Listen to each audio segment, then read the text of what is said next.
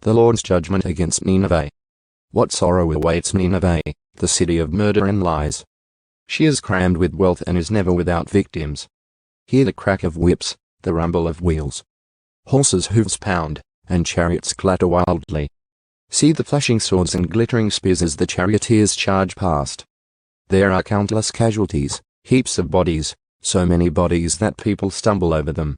All this because Nineveh, the beautiful and faithless city, mistress of deadly charms, enticed the nations with her beauty. She taught them all her magic, enchanting people everywhere. I am your enemy, says the Lord of Heaven's armies. And now I will lift your skirts and show all the earth your nakedness and shame. I will cover you with filth and show the world how vile you really are. All who see you will shrink back and say, Nineveh lies in ruins. Where are the mourners? Does anyone regret your destruction? Are you any better than the city of Thebes, situated on the Nile River, surrounded by water? She was protected by the river on all sides, walled in by water.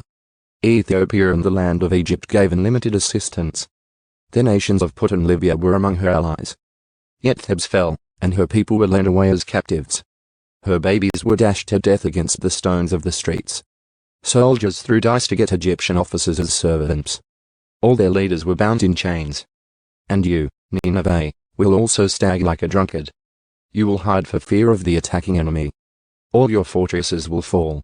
They will be devoured like the ripe figs that fall into the mouths of those who shake the trees. Your troops will be as weak and helpless as women.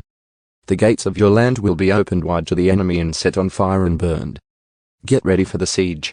Store up water. Strengthen the defenses. Go into the pits to trample clay, and pack it into molds, making bricks to repair the walls. But the fire will devour you. The sword will cut you down.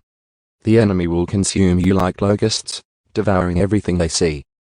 There will be no escape, even if you multiply like swarming locusts. Your merchants have multiplied until they outnumber the stars. But like a swarm of locusts, they strip the land and fly away. Your guards and officials are also like swarming locusts that crowd together in the hedges on a cold day.